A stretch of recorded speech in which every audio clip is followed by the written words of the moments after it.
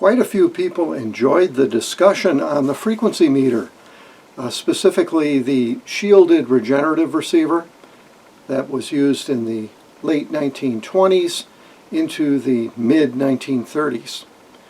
Using the wave meter along with a station monitor consisting of a shielded regenerative receiver, you could do a lot of work.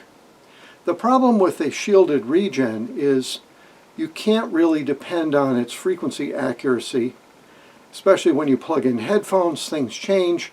It tends to jerk it off frequency. So that's why you really needed to have the wave meter to back it up, so to speak. It was hard to calibrate a shielded regen. So in order to solve that problem, the next step was talked about in QST. Having the wave meter and having the separate shielded regen in the same box, that was handy. Actually putting the wave meter in with your receiver, that was handy, because why build two receivers? You could have one receiver with the wave meter as part of the unit. But the next step they took was called a heterodyne frequency meter. What's a heterodyne? A heterodyne is where you mix two frequencies to get a third out. So I'm going to break my video rule and give you the end before the beginning. Why are we building this frequency monitor? And why is it important? And why was it important during the late 20s and early 30s? Remember our goal. We were trying to put our transmitter, and this is a late 20s type transmitter, on the same frequency as our regenerative receiver. We had a problem doing that, and we need to overcome it. We need to get these two devices on the same frequency, preferably a frequency in the band. So the calibrated station monitor is really a heterodyne frequency meter. And there's a nomograph that's been made that shows us exactly how to put the thing on frequency. It looks like if we wanted to hit 3570, for instance, we would tune it to 1785, which is half the frequency, and that correlates, according to the nomograph, to something around 25 on the dial. So the first thing we're going to do is we'll adjust the frequency meter to 25. Okay? Now the frequency meter is going to beat against the transmitter. So we need to put the transmitter in the transmit mode, and then we're going to need to close the key and go for a 0 beat. Close enough. Transmitter is now on frequency. The next thing we're going to do is we're going to go into the receive mode. Now in the receive mode, the regen is now hooked up to the antenna. The receiver is running into headphones, but I've got it into a speaker here with a transformer. We should be able to hear something. The frequency meter is still on the air, so all we need to do is tune the regen. That's it. We've now 0 beated the transmitter's frequency using the frequency meter. So if we go back into, remember this would be into headphones normally. If we go back into transmit now and press the key, we can now set the station monitor for side tone. Now the station monitor is actually monitoring your signal on the air. So if you've got chirp, if you've got problems with your signal, you are really listening to the signal being detected by the station monitor. No messing around here. It's not like a buzzer or some kind of side tone you make with a beeper. This is the actual signal you're sending, beat against the oscillator that's inside the station monitor. So this is how you monitor your signal. This is how you net the transmitter to the receiver and get both of them in the band and on frequency.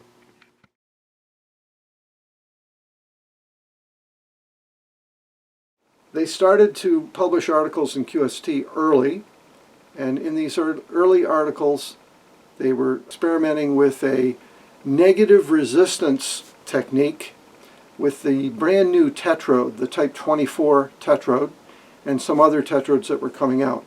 Negative resistance is a whole story on its own. I have a video that I will link to explain what negative resistance is and how that can make oscillations. That worked pretty well, but they had discovered something called electron-coupled oscillators. So by 1931-32, they started to publish the electron-coupled oscillator version of the Heterodyne Frequency Meter. And that's kind of where I want to go with this. We're going to use a tetrode. The Type 24 tetrode is a classic tube, General Electric, 1932, brand new, state-of-the-art tube. The first active frequency meter was published in QST in 1931. It was using the Type 22 tetrode, first introduced in 1927 in a negative resistance oscillator. Notice that the plate voltage is lower than the screen voltage, and that this device needs only a floating tuned circuit in the plate lead. No tap, no capacitive split, no tickler coil. This is a true two-node oscillator. This was a novel circuit in 1931. It's still novel in 2024. But novelty and simplicity sometimes compromise performance characteristics such as practical stability. And this frequency meter approach was purely a shielded oscillator with no monitoring capability. You still needed that monitor regen for side tone, so it merely is replacing the wave meter. By 1931, the electron-coupled version of the basic oscillator types had been explored, and these gave fantastic stability compared to the previous approaches. The most popular oscillator using electron coupling, basically all through the 30s, was the Hartley oscillator, since a simple variable capacitor could be used. The tuned circuit was grounded, and the tap position pretty much guaranteed oscillation. Pretty good stability with the Hartley as well. So this started out as a simple shielded oscillator, replacing a wave meter, but soon it was observed that the instruments or headphones could be put in the plate lead with almost no influence on the screen-based oscillator. Stability was excellent, and the frequency pulling variations with the plate voltage and or load changes was absolutely amazing. So the circuit could be used as both detector and oscillator. This meant that the frequency meter and station monitor could exist in one circuit. The published approaches between 1932 and 1933 referred to the single tube approach, but in practical application, QST published a separated oscillator and detector amplifier stage. 2 tubes were recommended for stability and good product detection and headphone side tone volume. This device not only replaced the wave meter and the shielded monitor regen, but it would also work on harmonics, so no switching or plug-in coils. So rather than doing it with 2 tubes, I decided to go very simple, first principles, and try to do it with just one tetrode, one Type 24 tetrode, headphones in the plate. Let's see if we can get this project on its way.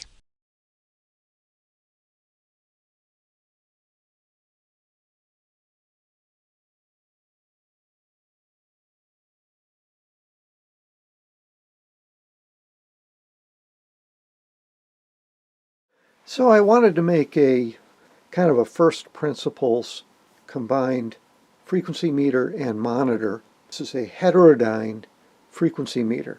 Really the first version of it, which was simply a tetrode, electron-coupled oscillator, stick a choke or a transformer or a pair of headphones in the plate, and it becomes a detector.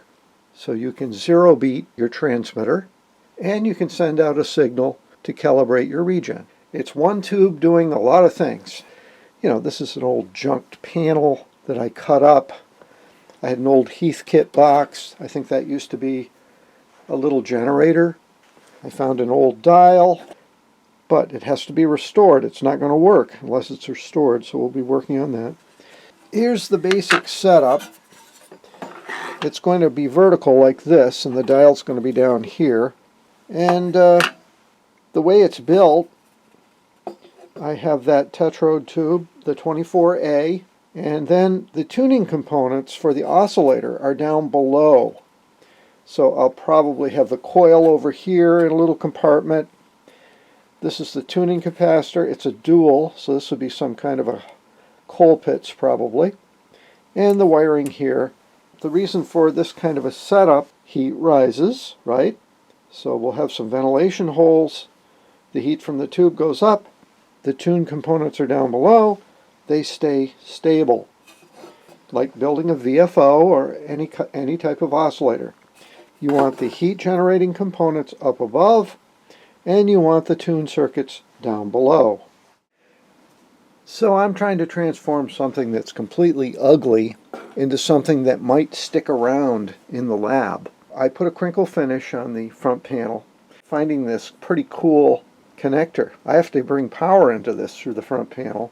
I don't want to be bringing anything out the back.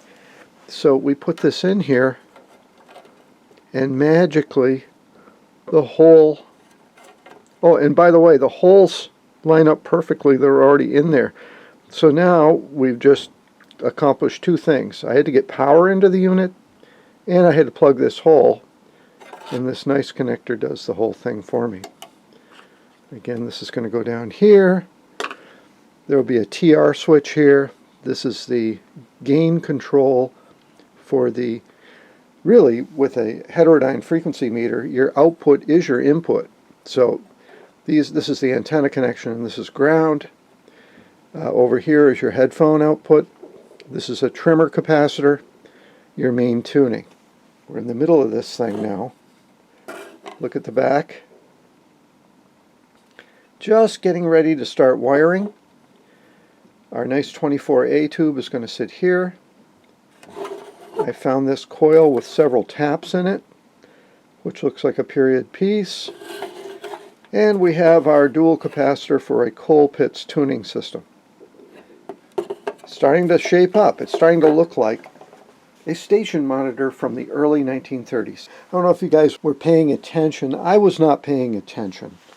And when you're moving too fast and not paying attention, little things get you, like the thing's supposed to have a meter. It turned out that there's a meter required for this project, and I completely spaced it, and I had these antenna and ground terminals over here. So I moved them over here, out of the way, and I moved the meter over here. Now the reason I couldn't put the meter here is it was going to interfere with the tube, which goes right here. So that kind of got me into clearing out this area around the tube a little bit. I had to bend some pins on the rotary switch. The other thing is, I had that nice coil over here. Well, that was encroaching the side of the box. In order to get around the problem of the coil being a little too wide to go inside the case, I had to wind my own coil. This is out of an old signal generator where there were several coils in there that I just saved off. So I used the form. I calculated the amount of inductance that I was using on this coil, and then I just used the formula to wrap turns around this thing in scramble wound fashion, and it turned out to be pretty close. It's just 100 turns of number 28 wire scramble wound on the form, and that will work okay. Okay, this is the electron coupled Colpitts. Let's look at the scope. 179 volts, and of course half of that will be on the screen. Yeah.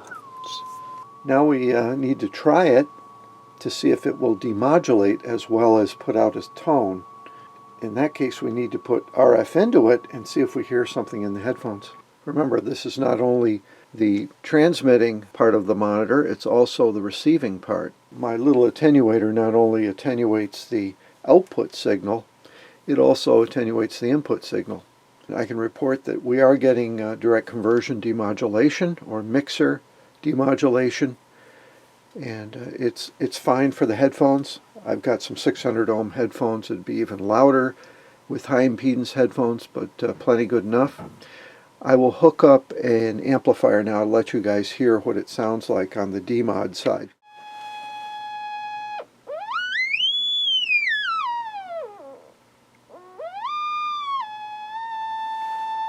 So this is on the demod side. The demodulation side is weaker than if we had an actual audio stage on here or a separate detector stage. Later on, the monitors that are active like this one all have at least 2 stages. This is all being done with one tube. The electron coupled oscillator also acts as an electron coupled direct conversion receiver, so it will demodulate like a mixer. So we're both putting in and taking out the signal from these terminals. Remember, I mentioned that the coil that I wound was approximately the same value as the other coil, which meant as soon as I hooked up all the components to it, including the tube, inner electrode capacitance, and the loading from the feedback capacitor, that probably I'd have to make an adjustment on the coil. I would be taking some turns off. Also, the fairly primitive way that I'm hooking right up to the oscillator coil on the grid means that my attenuator that I have on the grid slightly affects frequency.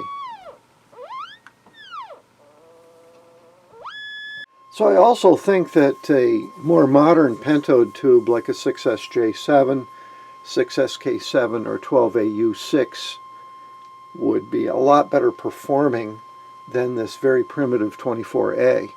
I was seeing variations as I plugged in various 24s into the circuit as well, so I think that would go away as well. These are very tired tubes, but I think you have to admit that the stability of this VFO, considering all primitive parts and not even in the case yet, is quite impressive.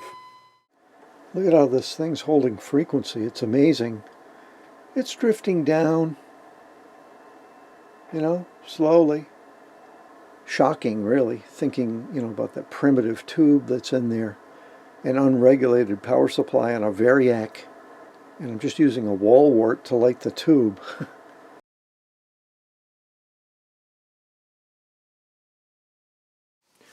Okay, next I'm going to try a calibration, and this is how we do the dial markings and the chart to go on top of the frequency meter. And I'll start at 0, which is the lowest frequency on the dial, and I'm going to set that for 1700. As you can see, it's roughly there right now. I'll use this small trimmer that's just above the phone jack to trim that right to 1700, and then I will start. I let the unit warm up for a half an hour. Initially it drifted down. Now it is turned, and it's slowly drifting up a little bit, but it's very stable.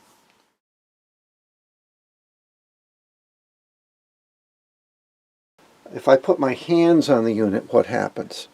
Does the frequency change as I'm putting my hands on the unit? When I change the output, it does shift. And that's because we're changing the loading directly on the tuning coil. You'd expect that. So that's one flaw in this circuit, and one that could be repaired quite easily if we were using more modern tubes and buffering. Let's just put some headphones in here and see what happens to the frequency. No, it's fine. No problem. Okay, let's try some setting accuracy. Let's say I want to go to 1810. That should be around 32? 1811, okay. So that's within a kilohertz or so.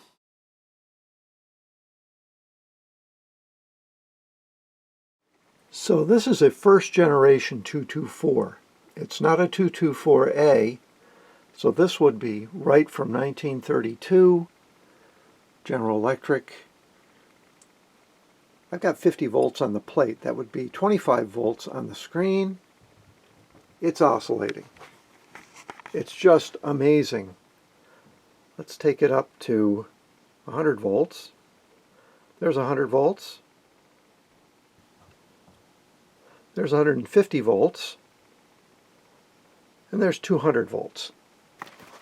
Just a well-behaved tube.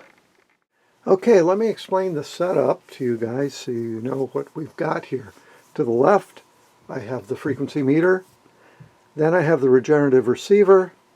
That's a small tuner for the transmitter, which is up here. This is an 80 meter tune plate tune grid transmitter. It's capable of about 5 watts output. And what we want to do is we want to be able to put that on the same frequency as the regenerative receiver. And we want to use the frequency meter to do that. So the first thing we're going to do is we're going to transmit, and we're going to look for the beat note out of the frequency meter. Now this is 80 meters, and remember our frequency meter is operating on 160 meters. So everything's being done doubled. Told you that the frequency meter can be used on harmonic bands. This is an example. We're going to use the 160 meter tuning on the frequency meter to set an 80 meter transmitter. So the first thing we're going to do is we're going to transmit, and we're going to look for the side tone with the frequency meter. Okay, so let's transmit. Okay, you can see the output. Now let's tune the frequency meter until we hear it.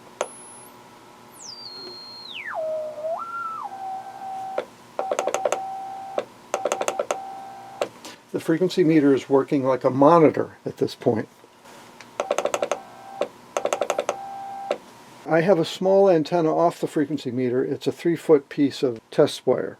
Now the next thing, so we need to get our regen on frequency. Knowing that this is now, it's not 0 beat to the transmitter, but it's on a tone, let's go for 0 beat. Okay, now the frequency meter is exactly at half frequency, but it's zeroed. Now we're going to tune the regen. There it is. And now I've 0 beated the receiver, and now we know that the transmitter and the receiver are on exactly the same frequency, and by offsetting the frequency meter we can do monitoring on transmit. So it's accomplishing everything we were looking for. So at this point, when we're in receive, of course, we have to turn the frequency monitor off. When the frequency meter is on, of course, it's going to interfere with the regen, so we have to turn it off at this point. You would have this slave to your transmit-receive switch, so the frequency meter would be on when you're transmitting, or when you need side tone, and it also would be on when you're netting. It would be off when you're in actual receive. So you have to figure out how to do that switching somehow in there so that it makes sense for you. And of course they had to figure that out back in the 20s and 30s as well. Well guys, this was another long one. I really didn't imagine that I would get so involved with this frequency meter netting type discussion, but it turned out that it required 3 videos. 4 if you include the video on the BC221, which I will link in the description. That's one of my earlier videos. The BC221 was the secret weapon of World War II that allowed the Allies to get on frequency without the use of crystals. So you might want to check that video out. It's pretty cool.